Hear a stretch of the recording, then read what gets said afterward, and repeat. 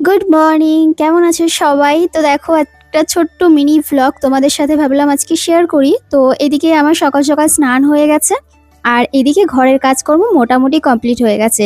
গোছানো গাছানো ঘর দেখলে না বেশ ভালো লাগে, তাই তোমাদেরকেও তখন একটু দেখাই, মানে আজকে একটু দেখিয়ে নিলাম। আর এই ঘরে এসে জানলাটা খুলে দিলাম, বেশ কিছু জামা কাপড় যেগুলো শোকায়নি বৃষ্টির জন্য ব্যালকনিতে মেলে দিয়েছিলাম। ব্যালকনিতে আসলে না গাছগুলো দেখেই পুরো মনটা ভালো হয়ে যায়। আর তারপরে একটু প্রকৃতি দর্শন করে চলে আসলাম চা খেতে, কারণ সকালবেলা একটু চা না খেলে না মনটা আনচান আনচান করে। খাবার মধ্যে সকালবেলা চাটাই খাই, তাই এসে রান্নাঘরে 2 কাপ চা বানিয়ে নিলাম আমার জন্য আর বরমশাইয়ের জন্য। যখন আমি চা বানাই তখন তোমরা বেশ কিছু মানুষ কমেন্ট করো তোমার চা বানানো দেখলেই কণিকা খেতে ইচ্ছা করে, মনে হয় তোমার সাথে বসে খেতে বসে পড়ি। আর যারা ফেসবুক থেকে আমার ভিডিও দেখো তারা তো আমাকে কমেন্ট করো মনে হয় তোমার ছাদ বাগানে গিয়ে তোমার সাথে বসে চা খাই। আমার না বেশ ভালো লাগে তোমাদের এই সুন্দর সুন্দর কমেন্টগুলো। আসলে আমি কখনো ভাবিনি যে আমিও কারো ভালোবাসার যোগ্য হয়ে উঠতে পারবো। কারণ কি বলতো, আমার মনে হয় আমার মধ্যে সেরকম কোনো যোগ্যতাই নেই যেই কারণে আমাকে মানুষ ভালোবাসবে। তো যাই হোক, তোমরা যে কজন মানুষই আমাকে ভালোবাসো না কেন সেটাই আমার কাছে জীবনের শ্রেষ্ঠ পাওয়া। আর বলতে বলতে বৃষ্টি শুরু হয়ে গেছে, এদিকে চলে এসেছি ছাদে ফুল নিতে, কারণ পুজো দিতে হবে। প্রথমে ছাতা নিয়ে এসেছিলাম, তারপরে দেখলাম যে ঝিরিঝিরি বৃষ্টি পড়ছে, তাই ভাবলাম অন্যটাই মাথায় দিয়ে দিই, কারণ এই ছাতা মেললে না এখানে ছাতা এখানে গুঁতো খাবে, গাছের সাথে বেঁধে যাবে। আর আমার পেছন পেছন আমার বাহন এসে হাজির হয়ে গেছে, ওকে বলছি যে ঝিরিঝিরি বৃষ্টি পড়ছে, গায়ে পড়বে, যা তুই বাড়ি যা, মানে ভেতরে যা। ও তো কিছুতেই যাবে না।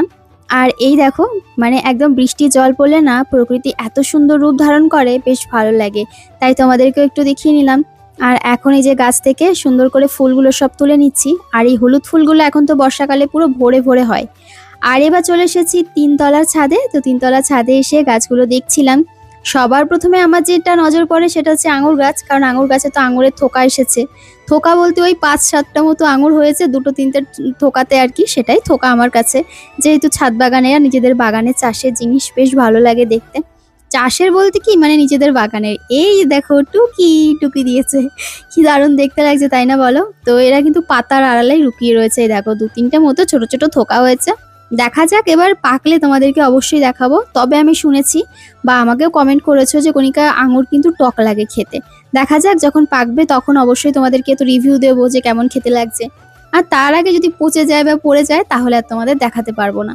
বৃষ্টির মধ্যেও দেখো গাছের থেকে কয়েকটা লঙ্কা পেড়ে নিলাম, কারণ ঘরের লঙ্কা বারণ তো। আর আছে ঠিকই, কিন্তু গাছের মতো টাটকা নেই, অল্প আছে। তারপরে দেখলাম কয়েকটা লেবু পেকেছে, তো কয়েকটা লেবুও পেড়ে নিলাম। ব্যাস এই তো, আমার এদিকে বাজার ঘাট আমাদের ছাদ বাগান থেকেই হয়ে যায় মোটামুটি, মানে বাজারে না গেলেও। এবার এখান থেকে নয়নতারা ফুল নিচ্ছিলাম, সরি নয়নতারা নয়, অপরাজিতা ফুল নিচ্ছিলাম।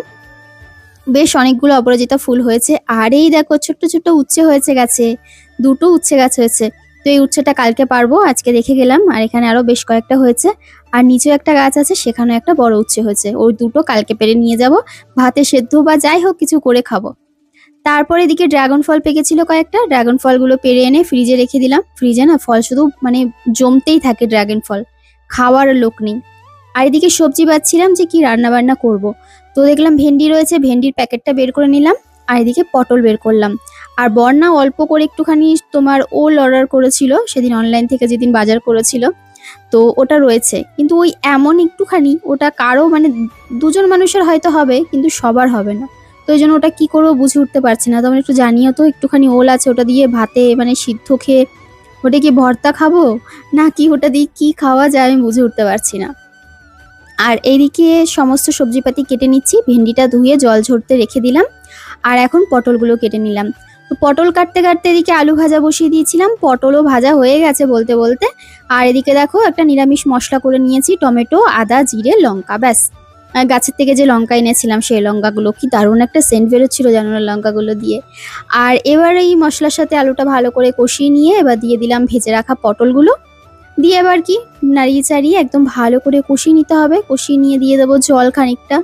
তো অল্প করেই জল দেবো, খুব একটা বেশি মানে ঝোল ঝোল করবো না। আর এদিকে দেখো আর একটা কড়াই বসিয়ে দিয়েছি, কারণ রান্না করতে লেট হয়ে যাচ্ছে, এদিকে পুজো দেওয়ারও ব্যাপার রয়েছে। তো ভাবলাম যে দুদিকে রান্না বসিয়ে দিই, তারপরে চটপট করে পুজো দিতে চলে যাব। আর এখানে দেখো একটুখানি তোমার আলু দিয়ে দিয়েছি। আলু দিয়ে তারপরে আলুটাকে ভালো করে ভাজা ভাজা করে নিচ্ছি, তারপরে ভেন্ডিটা দেবো। হ্যাঁ, তার মধ্যে ভেন্ডিটাও কাটতে হয়েছে।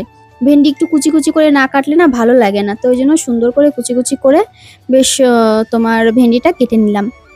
আর এবার চলে এসেছি এখানে পুজো দিতে। তো রান্না করতে করতে তো আমি পুজো কমপ্লিট করি মাঝে মাঝে, তোমরা জানোই, যেহেতু আমার এদিকের কাজকর্ম করতে অনেকটা লেট হয়ে যায় সকাল থেকে মানে উঠে, তাই রান্না করতে করতে একটু ফাঁকে সময় পেলে মানে সময় বের করে পুজো দিয়ে নিই। তো এদিকে দেখো পুজো দিয়ে নিয়েছি, আর এই যে ধুনোটা জ্বালালে বললাম তোমাদেরকে আগের দিন, খুব সুন্দর একটা গন্ধ বেরোয়, কি দারুণ লাগে। আর এই দেখো আমার রাধারানী সাজুগুজু করে বসে রয়েছে, আর এই হচ্ছে আমার গোপুসোনা। গোপুসোনা একটা সুন্দর ড্রেস পরে নিয়েছে। তো তোমাদের একবার সিংহাসনটা দেখিয়ে দিলাম, চলো এবার আবার রান্নাঘরে ফেরা যাক। আর এই দেখো ভেন্ডি, আলু একটু ভাজা ভাজা করে তারপরে এর মধ্যে ভেন্ডিটাও দিয়ে দিয়েছিলাম। আর ভেন্ডি তো ধুয়ে কাটতে হয়, তো ওই জন্যই আর কি ধুয়ে কেটে তারপরে কিন্তু ভাজা বসিয়েছিলাম। ওদিকে ভেন্ডিটা ভাজা হতে থাক, ঢাকনা খানিকক্ষণ দিয়েছিলাম, খুলে দিলাম। আর এইদিকে পটলের তরকারিটা করে নেব, চলো হয়ে গেলে খাওয়া দাওয়া কমপ্লিট করব। তারপরে বিকেলবেলা আমার কিছু শ্যুট ছিল, তো সেই জন্যই ছাদে এসেছিলাম। তবে ছাদে এসেছি যখন, একবার প্রকৃতি দর্শন করব না বা ছাদের দর্শন করব না সেটা তো হতে পারে না।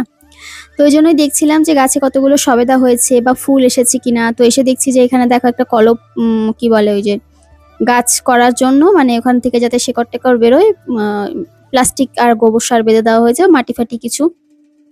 আর এখানে ছোট ছোট ফুল এসেছে, তারপরে ছোট ছোট আবার সবেদাও হয়েছে, আবার বড় সবেদাও কিছুটা আছে।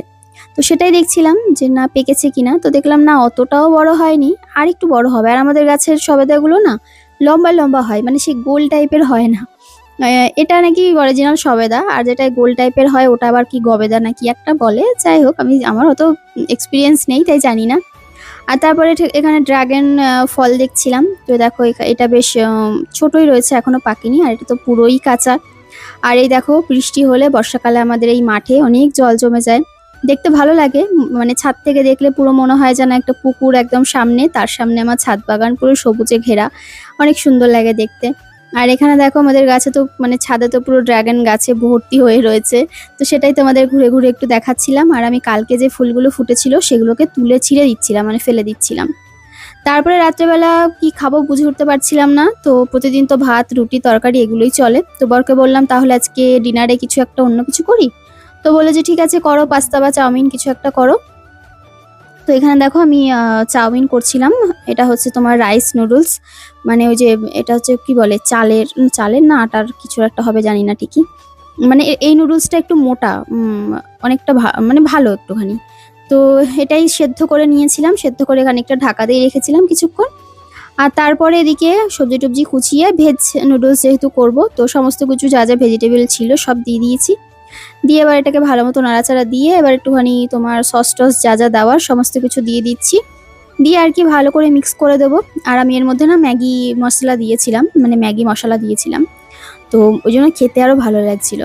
আর এটা ওই যে এই নুডলস দেখলেই মানে আলু দেওয়া নুডলস দেখলেই ছোটোবেলার কথা মনে পড়ে। ছোটোবেলায় তো ডিম দিয়ে নুডলস খুব কমই খেতাম আমরা, মানে আমাদের মায়েরা যখন করে দিত বেশিরভাগটাই ওই আলু দিয়ে একটু পেঁয়াজ দিয়ে ভাজা, মানে ওটা যে কি আনন্দ করে খেতাম। তো এই দেখো সস দিয়ে সবাইকে দিয়ে দিয়েছি, আর এই যে আমিও নিয়ে নিয়েছি। চলো খাওয়া দাওয়া কমপ্লিট করি। আর আজকের এই ভ্লগটা এখানে এন্ড করলাম। কেমন লাগলো অবশ্যই একটা করে কমেন্ট করো, লাইক করতে ভুলো না, সাবস্ক্রাইব করো।